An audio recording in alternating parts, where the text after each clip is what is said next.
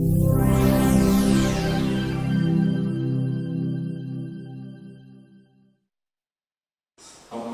hommage à toutes les victimes de cette guerre de la force.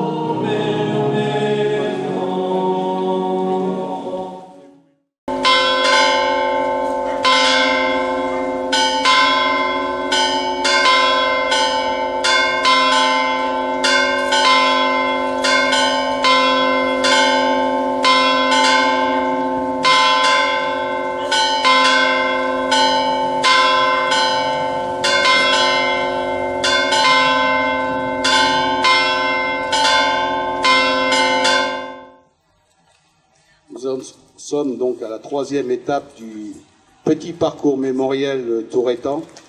La première étape, c'était à 9h30 à l'église Saint-Grégoire, une belle messe avec la lecture d'une lettre d'une femme à son frère le 13 novembre pour lui expliquer un peu ce qu'ils avaient vécu à l'annonce de l'armistice. Il y a eu aussi la lecture d'un poème britannique, poème qui est lu le 10 novembre au soir dans tous les pays du Commonwealth, puisque toutes les armées du Commonwealth sont venues combattre aux côtés des soldats britanniques en France. Deuxième étape, nous avons été au cimetière fleurir les tombes des 7 poilus enterrés à Tourette sur les 19 qui sont inscrits sur le monument aux morts. Certains sont enterrés dans les nécropoles des grands cimetières qu'on trouve dans l'Est et dans le Nord. Et d'autres, il y a 2 Touretans dont on n'a jamais retrouvé le corps, qui sont parmi les 200 000 disparus. Voilà. Alors, troisième étape, monument aux morts.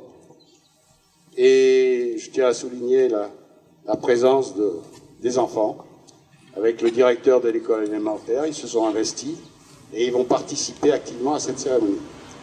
Donc nous allons commencer la cérémonie par la montée des couleurs.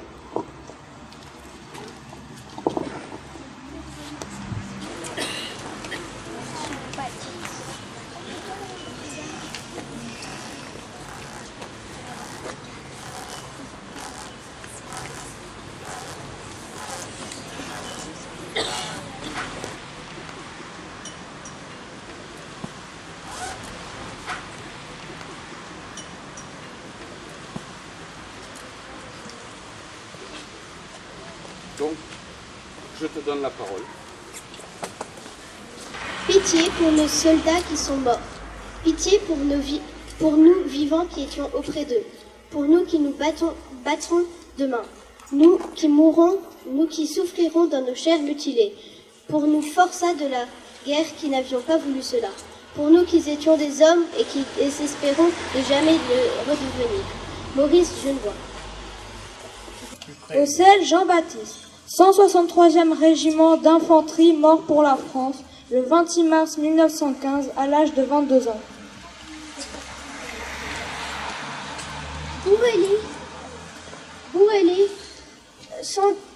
Bourrelli Clément, 163, régiment d'infanterie mort pour la France, le 18 juin 1916 à l'âge de 21 ans.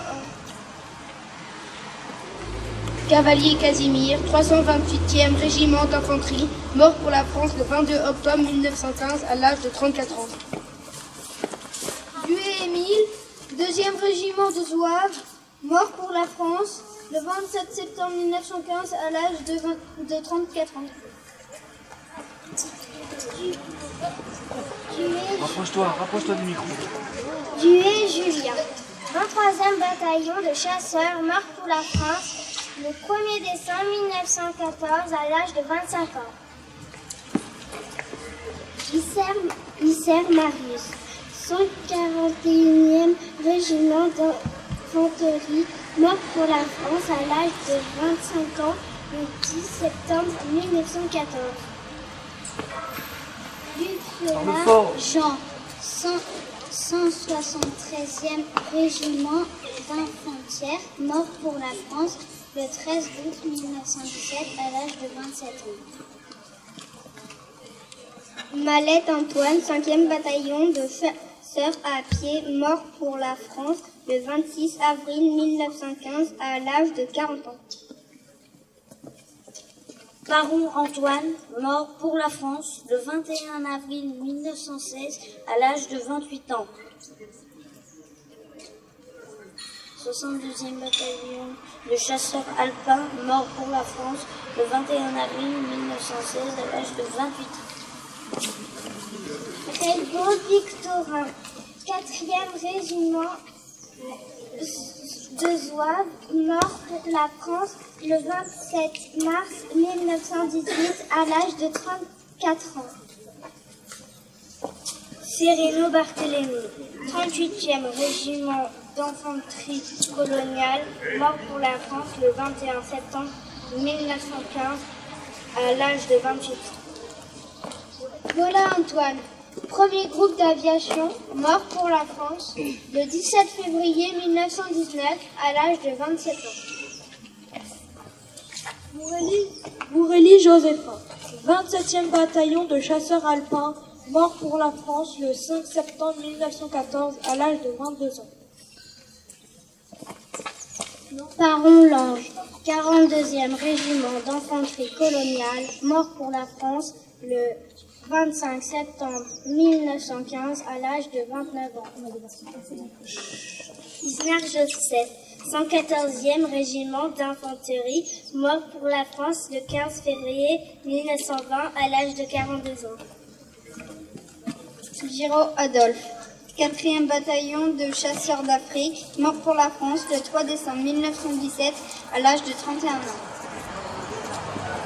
Béné Ferdinand, 77e régiment d'infanterie, mort pour la France le 3 octobre 1914 à l'âge de 31 ans.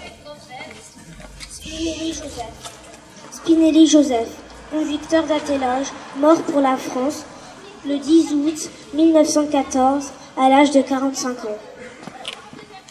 Marchisio Martin, 2e régiment de montagne, Alpini, mort pour l'Italie le 21 août 1917 à l'âge de 20 ans. Il ne faut pas les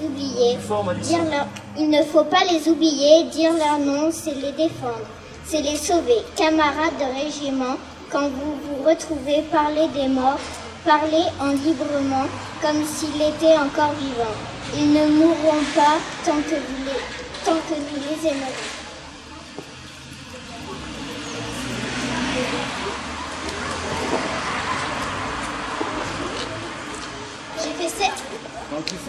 J'ai fait 7 paniers ce matin, j'en ai expédié 18, mais avec ce train qui ne marche pas le soir, on a maintenant double peine. Il faut manipuler 2 fois. Ce matin, je me suis levée à 3 heures pour emballer. J'ai perdu dans le même jour mes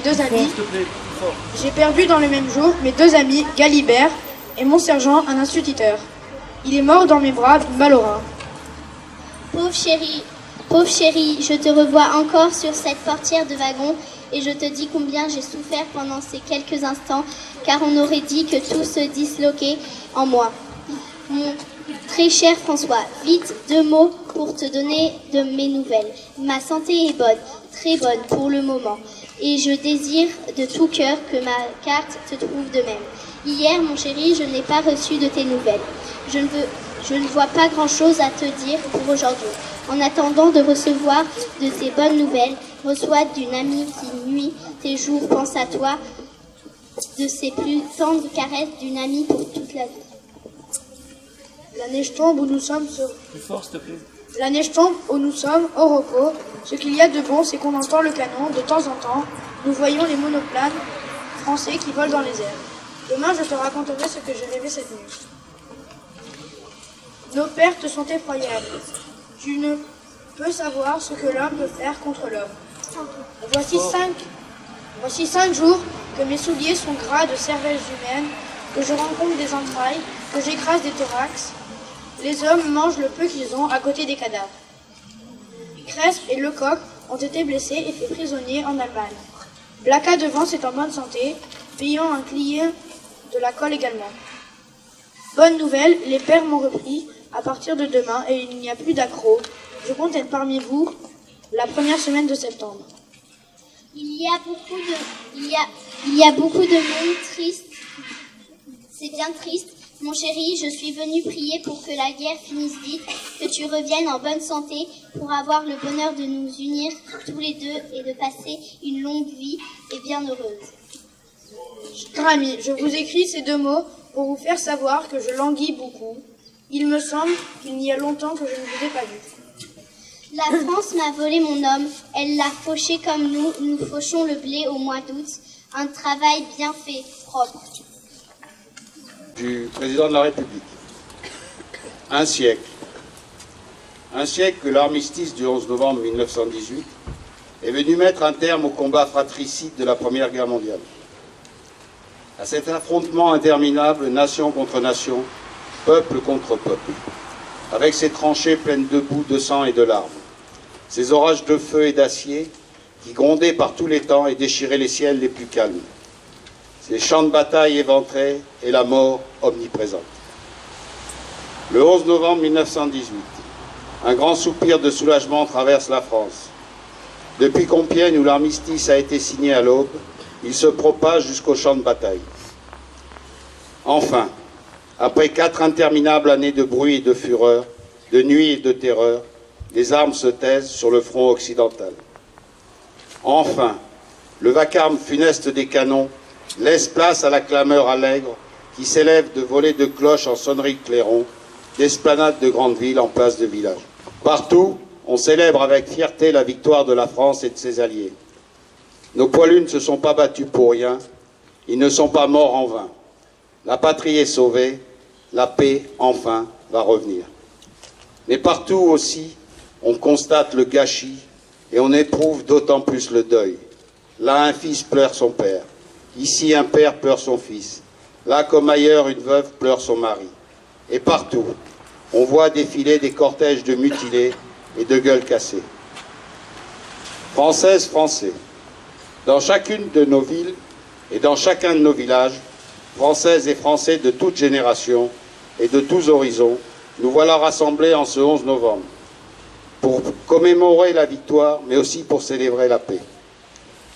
Nous sommes réunis dans nos communes devant nos monuments aux morts pour rendre hommage et dire notre reconnaissance à tous ceux qui nous ont défendus hier, mais aussi à ceux qui nous défendent aujourd'hui jusqu'au sacrifice de leur vie. Nous nous souvenons de nos poilus morts pour la France, de nos civils dont beaucoup ont aussi perdu la vie, de nos soldats marqués à jamais dans leur chair et dans leur esprit, de nos villages détruits, de nos villes dévastées.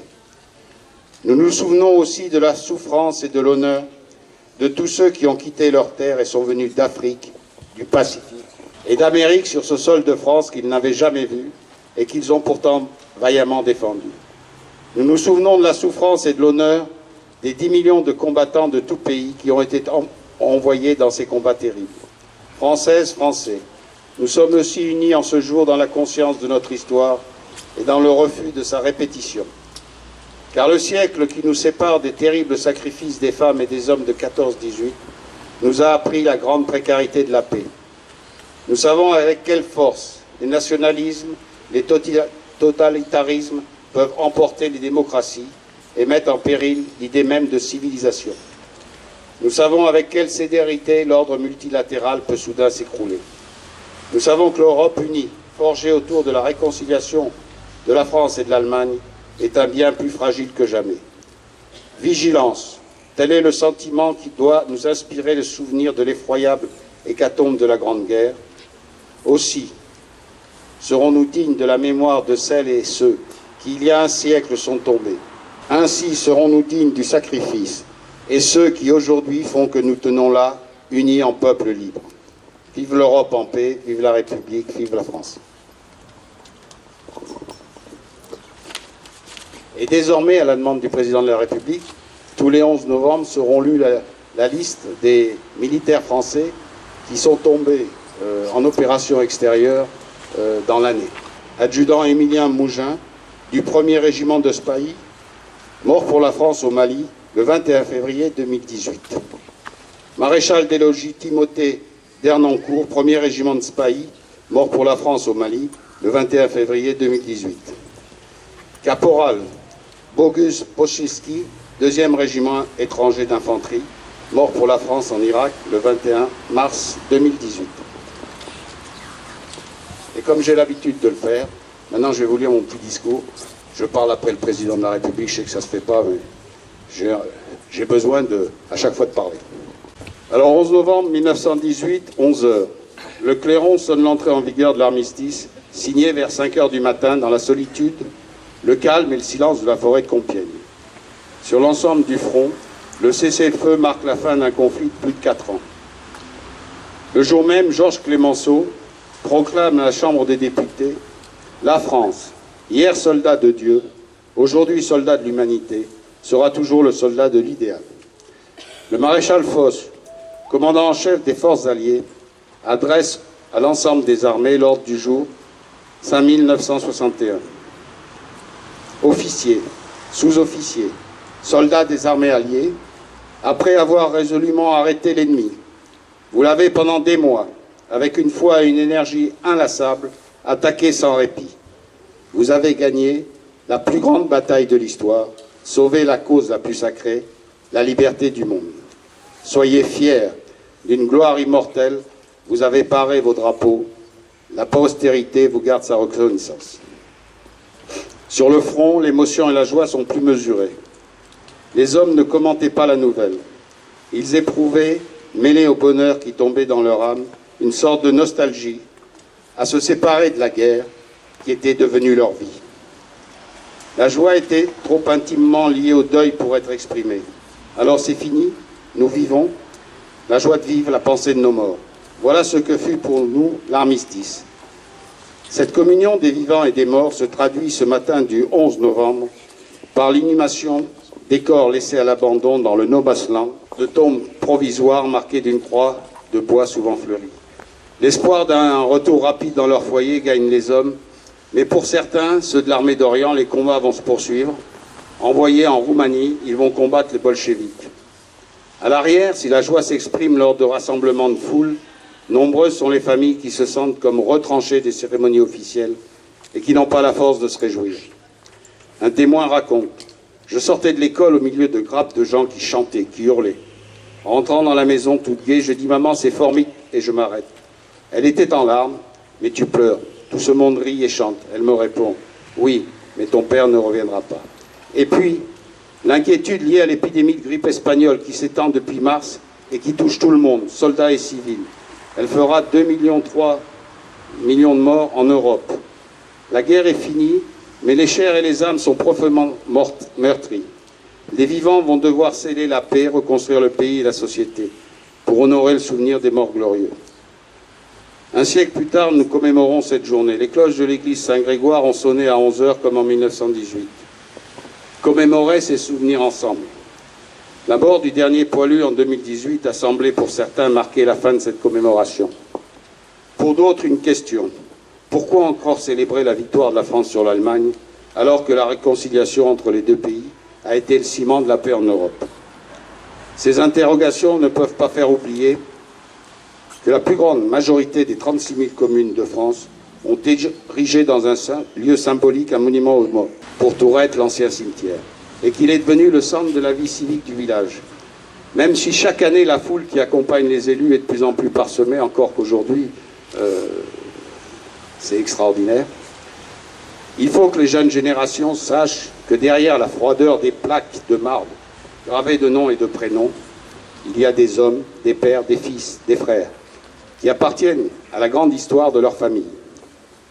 C'est vrai qu'aujourd'hui, le 11 novembre pourrait être la commémoration des morts français de toutes les guerres. Des 27 000 tombés le samedi 22 août 1914, aux 10 soldats tués le 18 août 2008 en Afghanistan. Finalement, la commémoration que nous vivons ensemble ce matin, c'est la reconnaissance des sacrifices énormes que tous ces jeunes de tous les pays engagés dans le conflit ont acceptés. Comme le proclamait dans son ouvrage « Ceux de 14 », Maurice Genevoix écrit « Ce que nous avons fait, c'est plus qu'on ne pouvait demander à des hommes, et nous l'avons fait. Alors soyons fiers de nos anciens. Perpétuer leur souvenir et celui de leur combat n'est pas antinomique avec l'impérieuse nécessité d'action que nous avons tous pour que la recherche d'une paix durable entre les hommes de tous les pays, de toutes les races, de toutes les religions, soit l'objectif partagé de l'humanité. »